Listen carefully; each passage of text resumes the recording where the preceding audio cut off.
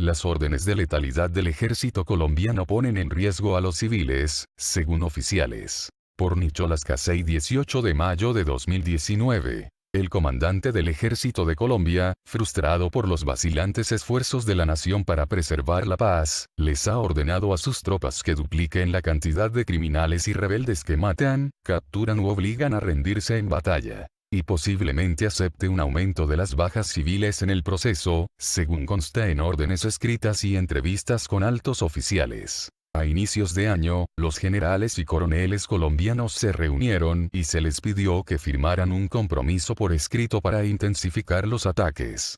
Las presentaciones internas diarias ahora muestran el número de días que las brigadas han pasado sin estar en combate, y los comandantes son amonestados cuando no realizan operaciones con la frecuencia suficiente, dijeron los oficiales. Una orden que causa especial preocupación instruye a los soldados que no exijan perfección al momento de ejecutar ataques letales, incluso si tienen preguntas significativas sobre los objetivos que están atacando.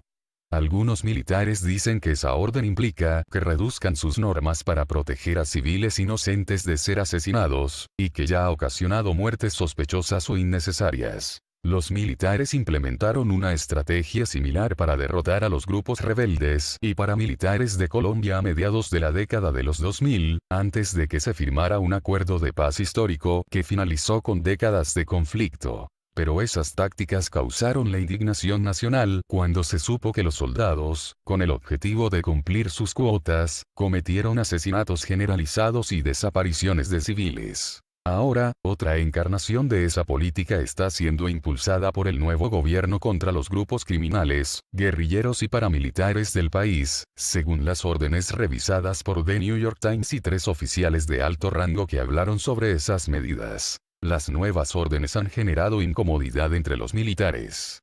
El ejército de Colombia sigue siendo investigado por la serie de asesinatos ilegales ocurridos a mediados de la década de 2000, conocidos como falsos positivos. Los soldados mataban a campesinos y afirmaban que eran guerrilleros, a veces incluso vistiéndolos con uniforme y plantando armas cerca de sus cuerpos. Las tácticas surgieron de los superiores, que exigían un mayor número de cuerpos, de acuerdo con los fiscales. En largas entrevistas, 2 oficiales dijeron que los soldados colombianos vuelven a estar bajo una intensa presión y que este año ha comenzado a surgir un patrón de asesinatos sospechosos y encubrimientos. En una reunión relatada por uno de los oficiales, un general ordenó a los comandantes hacer lo que sea para mejorar sus resultados, incluso si eso significaba aliarse con grupos criminales armados para obtener información sobre objetivos, una estrategia de dividir y conquistar. Más allá de eso, dijeron los oficiales, a los soldados que aumentan sus muertes en combate se les ofrecen incentivos como vacaciones extra, un patrón que, temen, es notablemente similar al de los asesinatos ilegales ocurridos a mediados de la década de los 2000. Hemos regresado a lo que estábamos haciendo antes, dijo uno de los oficiales, quienes hablaron con la condición de mantener su anonimato por temor a las represalias de sus superiores. El mayor general Nicasio Martínez Espinel, comandante del Ejército de Colombia, reconoció haber emitido las nuevas órdenes y exigir que los oficiales establezcan objetivos concretos para matar, capturar o forzar la rendición de los grupos criminales y rebeldes. Dijo que había emitido una orden por escrito que instruía a los principales comandantes a doblar los resultados, explicando que había llegado a esa decisión debido a la amenaza que Colombia sigue enfrentando por parte de las organizaciones guerrilleras, paramilitares y criminales. La amenaza criminal se incrementó, dijo. Si seguimos al ritmo que veníamos anteriormente no vamos a cumplir los objetivos. Aún así, el general cuestionó cómo los oficiales han interpretado sus instrucciones. La orden que hay es de ser operacionalmente efectivos, dijo. Unos me dijeron superar el 10%. Listo, usted quiere superar el 10%. Otros dijeron. Yo quiero hacer el 50% más de las afectaciones, pero nunca de muertos. Otros. Yo quiero hacer el 100%. Hay unos que la han cumplido, otros que no la han cumplido. También reconoció que las órdenes instruyen a los comandantes para que realicen operaciones cuando todavía no están seguros de sus objetivos. Sin embargo, el general Martínez argumentó que las instrucciones solo se referían a la planificación de las misiones, no a su ejecución. El respeto absoluto a los derechos humanos es lo más importante, dijo. Todo lo que hagamos tiene que estar en el marco de la ley. Pero la orden misma dice, hay que lanzar operaciones con un 60-70% de credibilidad y exactitud, lo que deja suficiente margen de error como para que esa política ya haya ocasionado asesinatos cuestionables, dijeron dos oficiales. Las nuevas órdenes indican un aumento en las campañas militares contra la guerrilla y los grupos paramilitares en Colombia, un país que hace apenas 2 años logró firmar un acuerdo de paz con el mayor grupo guerrillero de la nación, las Fuerzas Armadas Revolucionarias de Colombia. La paz ha sido difícil de alcanzar. Muchos excombatientes han regresado a la lucha armada, mientras que otros grupos criminales y paramilitares han ampliado su control sobre diversas regiones del país. El Ejército de Liberación Nacional, un grupo rebelde que no ha firmado ningún acuerdo de paz, ejecutó un atentado con un coche bomba en Bogotá en enero. Colombia también está bajo la presión del gobierno de Donald Trump para mostrar resultados en la lucha contra el narcotráfico, una estrategia que ha tenido pocos progresos a pesar de los $10.000 millones de ayuda estadounidense que recibe el gobierno colombiano. Para responder a las exigencias de Washington, el presidente Iván Duque, un líder conservador que hizo campaña contra el acuerdo de paz porque creía que era demasiado blando con los rebeldes, reemplazó a los principales comandantes del ejército en diciembre pasado. El gobierno de Duque nombró a 9 oficiales vinculados a asesinatos a mediados de la década de los 2000, incluidos algunos que ahora ocupan los cargos más altos, dirigiendo ofensivas militares en toda Colombia, según documentos publicados por Human Rights Watch, una organización de derechos humanos. Según ese grupo, uno de los oficiales vinculados a los asesinatos es el general Martínez, quien fue el segundo comandante de la 10ª Brigada Blindada. Martínez dice que no participó en ninguno de los homicidios y que no está siendo investigado por la Fiscalía General de la Nación. Los homicidios ilegales conocidos como falsos positivos son un capítulo particularmente polémico en la historia reciente de Colombia.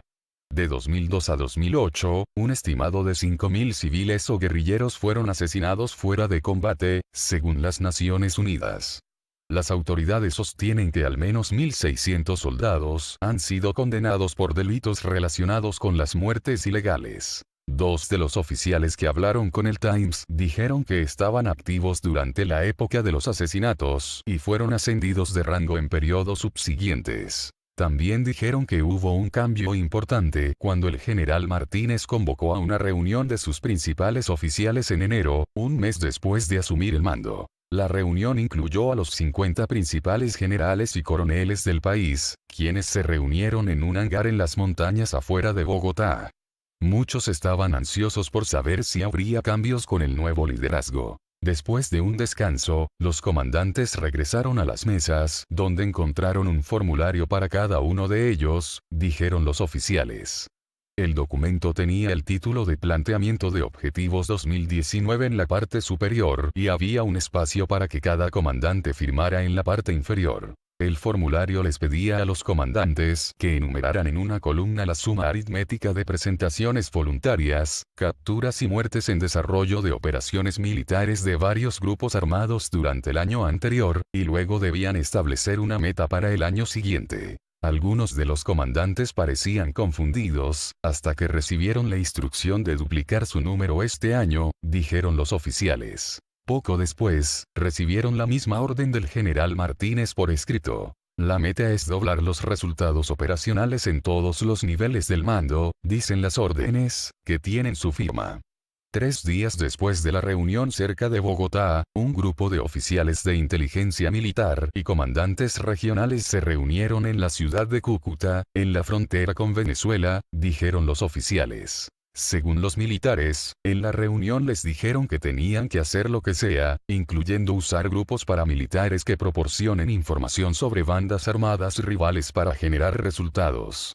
La sugerencia de trabajar con un grupo armado para derrotar a otro creó un silencio entre los asistentes de la reunión, dijo uno de los oficiales. El 19 de febrero surgió un nuevo documento titulado 50 órdenes de comando.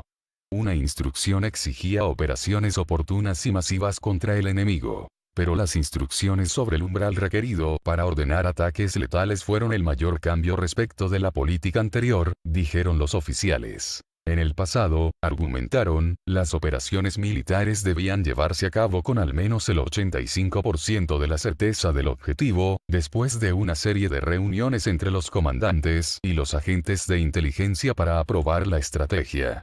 La nueva orden exigía un estándar más bajo. Los oficiales afirman que, poco después, comenzaron a identificar asesinatos sospechosos o arrestos. Uno de los oficiales citó un asesinato que un informe del ejército simplemente calificó como la muerte de un miembro del grupo paramilitar Clan del Golfo, el 25 de febrero. En el documento se decía que 3 miembros del grupo habían luchado contra un pelotón del ejército, y que el combate terminó en una muerte y 2 arrestos.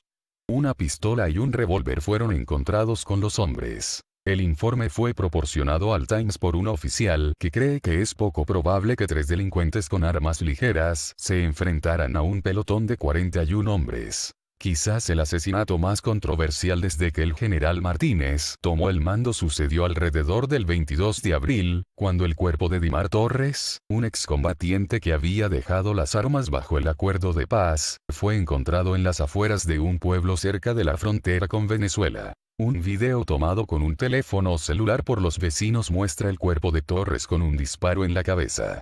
Se puede escuchar a los campesinos gritando contra el ejército, acusando a los militares de actuar en nombre de grupos paramilitares. El ministro de Defensa de Colombia, Guillermo Botero, al principio dijo que Torres había muerto durante un forcejeo con un cabo del ejército, al que supuestamente intentaba desarmar. Pero, días después, el general a cargo de la región ofreció una disculpa pública. Si bien el caso de Torres se ha convertido en una controversia nacional, los oficiales dijeron que es probable que otros asesinatos pasen inadvertidos. Los militares hicieron una copia de una presentación de febrero que llevaba el título Días sin combate. En ella se enumeraban las brigadas y fuerzas operativas y se contaba el tiempo que habían pasado sin tener enfrentamientos.